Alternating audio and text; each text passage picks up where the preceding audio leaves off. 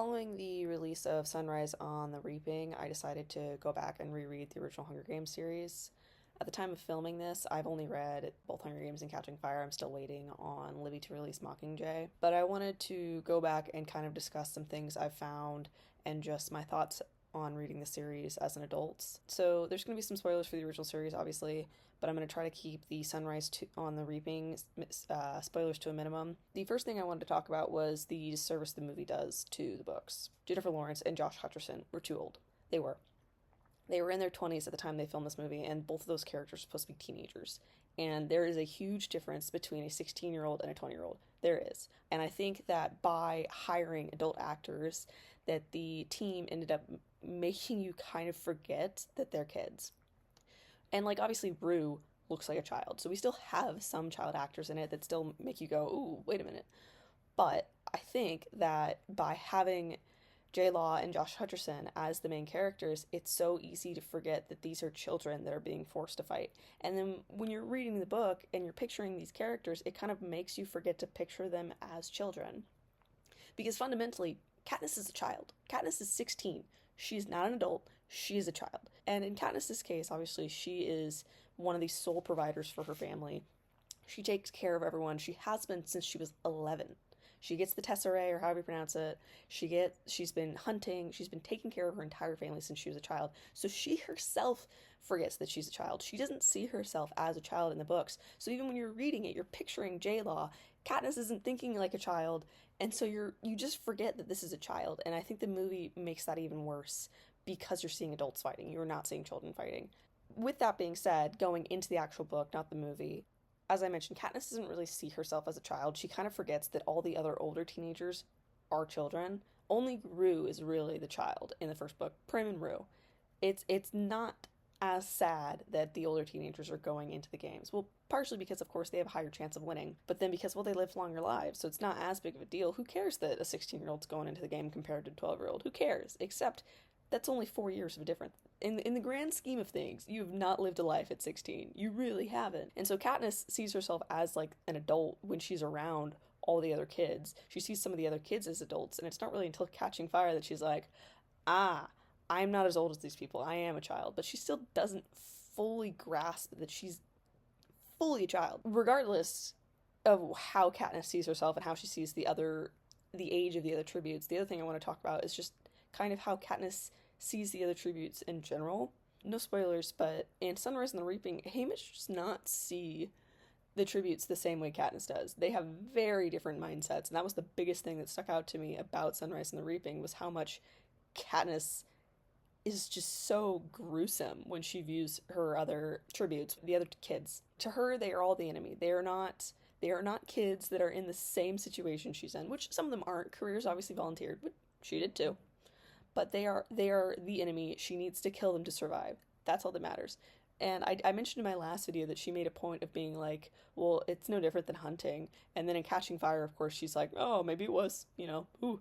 But it's in that very first book, she does not really care about anyone except for Peeta and Rue. Kind of Thresh. She doesn't want to kill Thresh.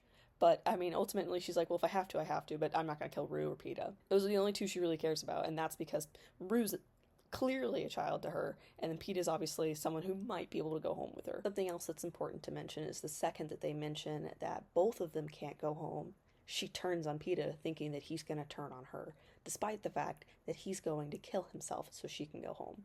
She automatically assumes the worst of Peeta, despite seeing how much he cares for her, and she decides, well, I'm going to kill him before he can kill me, despite the fact that wasn't even on his mind. Prior to finding out that he might be able to go home with her, she's still kind of thinking, I wish he dies, and the entire games, she's thinking, I wish these characters die, so either I don't have to kill them, or so I can go home. She doesn't really care about the lives of the other tributes, which, once again, they are children like her. They are not adults, they are children like her. So in that regard, Katniss has actually fallen prey to propaganda.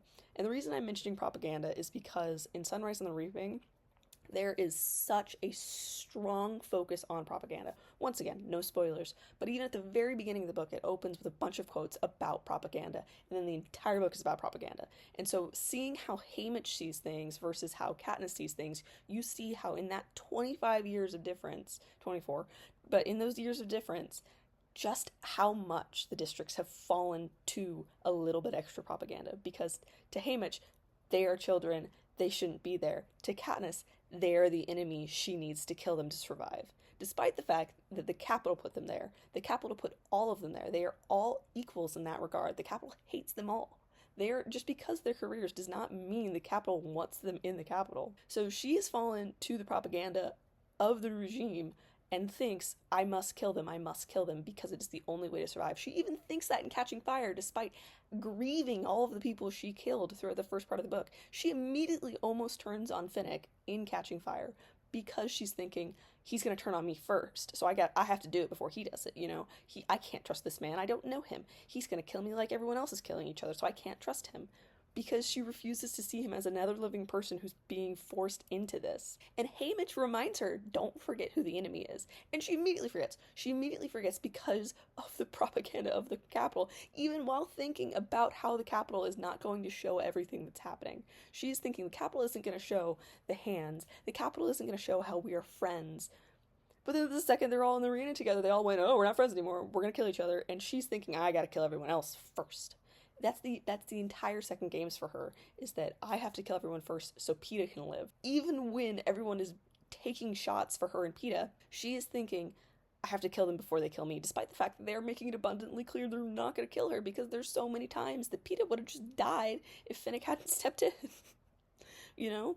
But she refuses to see that because they're out to get her, you know? They're all out to get her because that's what the way the Capitol wants them to see it. And honestly, it's not even really until Rue starts talking about District 11 that the idea that maybe the other districts have it worse even comes to Katniss. She doesn't realize almost throughout the entirety of the first book that being ignored by the Capitol is better than having the attention of the Capitol. Because to her, they don't have enough food. That's the worst thing ever. Except to Rue, they have the food, but they don't get to eat it. And then, of course, obviously, then there's all of the extra peacekeepers they have. They very much have the attention of the Capitol in District 11, and it is much stricter there. Katniss doesn't realize how glorious the fact that she can go out into the meadow and hunt everything is until the second book, when she can no longer do that. When she gets trapped out there by the electric fence, she finally realizes, oh my god, we had a lot more freedoms and we took them for granted. And then the whole District 12 changes. Like, it becomes a much more brutal crackdown because there's a lot more focus on District 12 because of Katniss. She doesn't realize that by the Capitol ignoring them actually was saving a lot of people's lives in District 12, because they're not going to give them more food with attention. They're going to make things worse. So in that case, the attention is not something you want. So she kind of doesn't really realize what everyone else is going through, which she's not supposed to. They're not supposed to know each other. They're not supposed to know about the other districts, because that's part of the propaganda, is keeping them all separate from each other. But even still, as she starts to learn how bad things could be in the other districts, specifically after she meets Bonnie and Twill, I think their names are, and realizing, oh, people are starting to uprise, we need to go, you know, we need to leave. Things are starting to get bad at everywhere else. They're going to come to us soon, prior to the new head peacekeeper. She doesn't want to help everyone else because that propaganda runs so deep. She wants to leave. She wants to escape because she thinks they can't do anything. These people cannot fix anything. We are a small group of people. We cannot do anything against the might of the Capitol. So she wants to hide. She wants to leave. And then immediately following that, obviously Gale's beaten to an inch of his life, and she realizes she can't because nothing will ever change. And so she kind of starts to push through that propaganda, only for, obviously, that's when the games happen shortly after, and then she falls back into it, falls prey to it again, right? And it just shows how deep that propaganda runs, that people are not willing to stand up for themselves. No one stands up for Gale except for Peeta and Katniss because they can do something about it. No one else wants to because they're going to be whipped too. And why would I stand up for someone else when it's going to hurt me? That's the mindset of all of the districts this time, because that is what the Capitol has drilled into them, is that you will not survive if you fight us. You won't. So why fight us? You can either have one kid lost, or I will kill your entire family. That is the mindset that the poor districts have, you know, that that they just have to deal with it. They have to deal with this for 75 years because that is the only way that some of them will survive. Once again, propaganda. That's what that is. That is what Snow is doing. Is he's creating this horrible propaganda that is making people forget that they are strong and that they can do something about it. Which is even seen in, Haymitch's book, is that, wait a minute, you can see how that propaganda has worked against them because they're not doing anything about it. Once again, no spoilers. But my point being, though, of course, is that after reading Sunrise on the Reaping, which has that huge focus on propaganda, it becomes abundantly clear how much more the propaganda affected the characters, especially Katniss, who thought she was immune to it. But she's not. No one is. We're all influenced by propaganda every day. I mean, everything we hear and everything we see influences us, even if it's something you feel like doesn't influence you. You don't realize how much little things are influencing you. Something I almost forgot to mention that I want to just add in real quick right here is propaganda has actually run so deep into Katniss that she doesn't really understand what Peeta means when he says he doesn't want to be another piece in their game. She goes into the game and immediately becomes another piece of the game. The entire book, she's talking about how the camera must be on her, she must keep the attention of the camera, she must do these interesting things for the camera so she gets sponsors. She's playing into the game because it is the only way to live. She's playing into the propaganda to ensure she gets out alive. Peeta would rather die than do those things. Katniss kind of takes advantage of that. Katniss kind of takes advantage of the fact that Peeta doesn't understand that Katniss is seeing the sponsors as sponsors and that they need to keep entertained. She's taking advantage of the fact that Peeta actually cares for her. So in winning the game, she took full part in the game.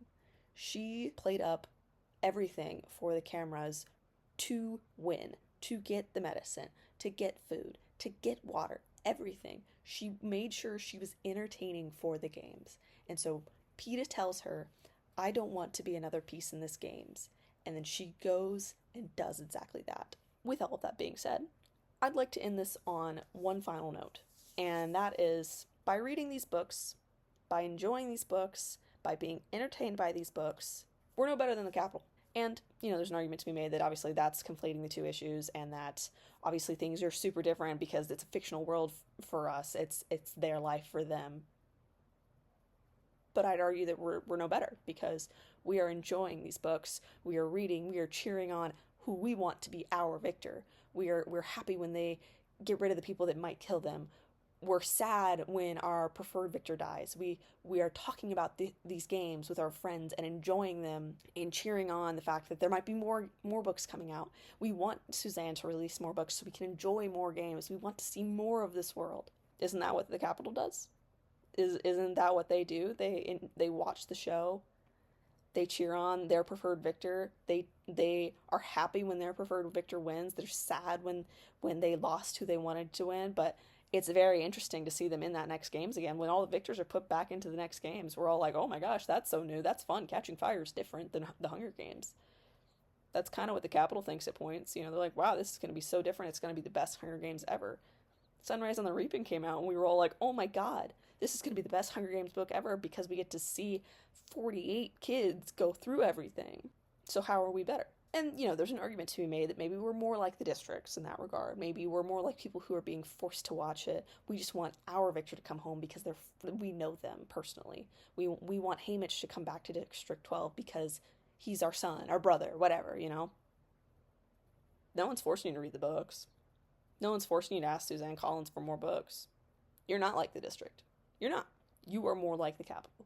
Now, once again, as I said, conflating the two.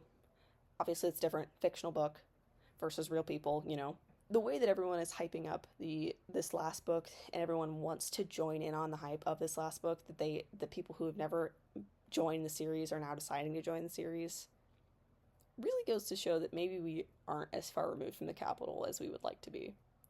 And there's something kind of horrifying about that. Once again, it's a book. It's fictional. We are enjoying fictional things. There's no harm in that. There's harm in not listening to what Suzanne Collins is trying to tell us. So, if you've read the books, if you've read any of them, and you didn't think, oh my god, this is horrifying, for most of the book, I ask you why. I ask you to read the book again. I ask you to look at it from the mindset that you are in this world. what side would you be on if you were in this world? Something to think about.